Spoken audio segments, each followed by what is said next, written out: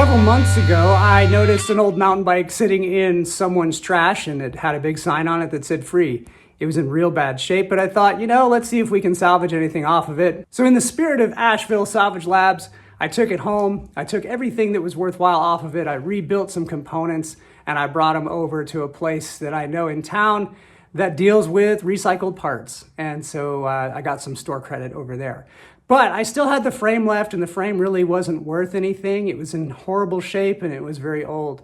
And so I took the rear triangle, and I cut it loose, and I made this. You've probably seen these before in bike shops or whatnot. Definitely not an original idea, and it's pretty self-explanatory. All you have to do is cut the front part of the bike off, and it just sits there real nice, like a seat. One day I was at a local pub, and I noticed that someone had made hanging wall sconces out of the front of classic bikes. Bikes that, again, no longer had value, but they decided to recycle them. So I had the front of a bike, and I thought, let's do this. Clearly, this is not my idea. I got this idea from somewhere else, but I want to walk you through how to make a wall sconce out of the front part of a bicycle. So the first thing I did was prep it for paint, and as you can see, any place that there was a logo of any sort, I sanded the edges completely off so that you wouldn't see the outline of that old logo. Now the ones that I saw on the wall actually still had the old paint and patina and all that on it, but of course, these things that you're going to put up in your house, you always talk over with your wife, and my wife said, no, let's paint this. Let's give it more of a finished feel where you can still see what it was, but it feels like it was made to be whatever it is that it is now. And so that's what we're gonna do with this. She wants it to be a flat black, which is really easy to work with if you are worried about there being blemishes or things like that on the outside of something. The flat black hides so much. So I've prepped it for paint. I've done a pretty good job. I wasn't super meticulous because I know that we're going to use flat black on it. And now we're going to go ahead and put that coat of flat black on it. If you've watched any of my other painting videos, you know that I stress really light coats and a ton of them. It shouldn't cover when you do the first coat. You should still be able to see what was underneath. If you try to cover it all in one coat, you're gonna end up with drips, you're gonna end up with a mess, and it's not going to look good. So first coat, super light, and every coat from then on, also super light until it's covered all the way with black.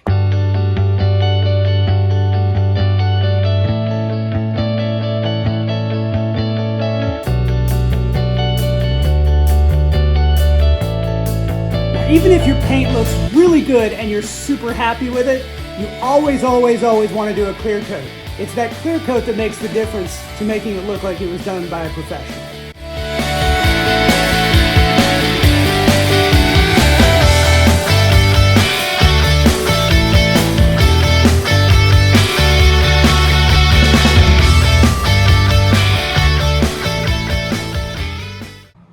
So paint's done, and it's time to start gluing this thing in here. But before I do, I want to make sure we've got some good gluing surface. So what I'm going to do is right in here on the inside edge of this steer tube, I'm going to grind it out just a little bit so it's got a bit of an angle on it so that it fits this socket just right when I use some JB Weld and glue that guy in there. Just want to make sure that it never breaks free. So it's time to fish the wire through, but before I do that, I want to trace the contour of this tubing onto this piece of wood because I'm going to glue or actually epoxy these pieces of wood inside of the frame. And that's going to give me something to screw to so that I can mount this thing to our piece of oak that's going to be on the wall. Without putting these in there first, it would be really tough to make this look like nothing is holding it. I'd have to put screws in from the outside or something.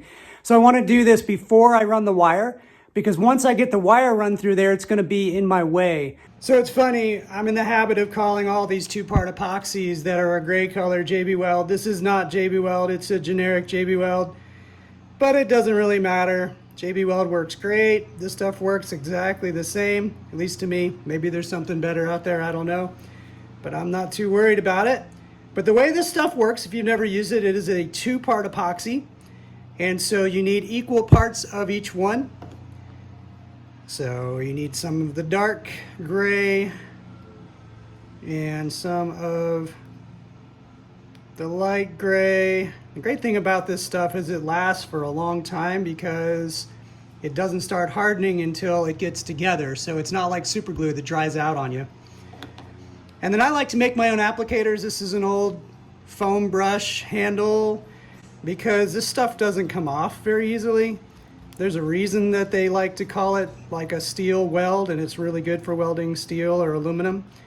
It's very strong and it's hard to clean off of your tools. So I just make my own applicators out of scrap wood, or in this case, the handle from a brush that I was gonna throw away. The key here is that you mix this stuff super thoroughly. If there's any colors still left, either light gray or dark gray, then it won't harden. And so you'll have a part of it that doesn't harden at all. And that's not gonna work well.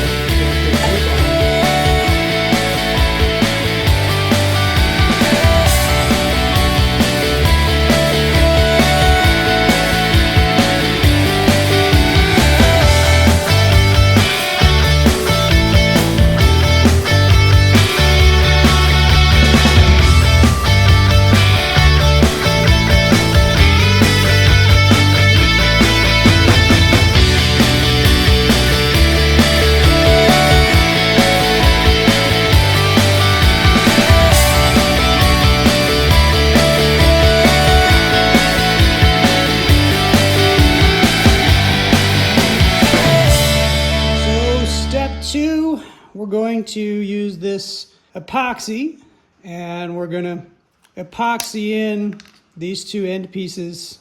So epoxy is really neat stuff. It's just like JB Weld in that we have two parts, so it gives you equal parts as you go, so that you know you got the mix right, which that's super useful because when you're dealing with two-part anything, whether it is resins, polyester resins, or carbon fiber resins, epoxies, if you run them too hot, and by too hot I mean too much hardener, then they will get super hot and they can actually catch on fire. And so having it already measured out like this is super nice. So when you see them like that, that's how you do it. And then you apply it to the piece.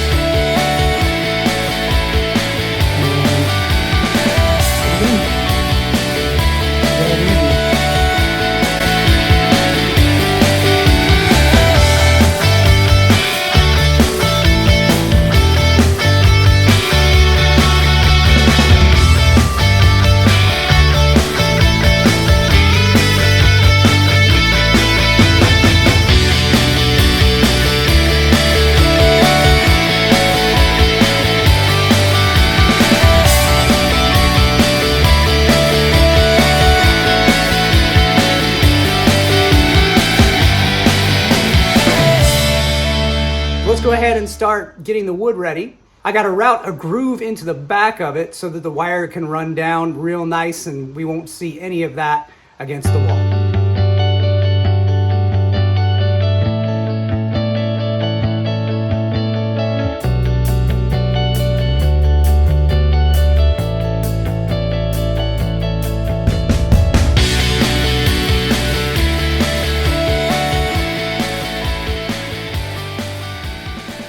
So we've got the wood sanded and prepped and ready to go, and now what we've got to do is make a groove in the back of the wood so that we can run the wire back there and nobody will see it. And what we're going to use to make that groove is called a dado blade. They come in kits like this, and you've got blades that look like that, blades that look like this. And if you're making a really wide dado, you sandwich these blades between these blades and you put them in your table saw, and it makes a super wide groove. I'll show you how we install it and how we make the cut.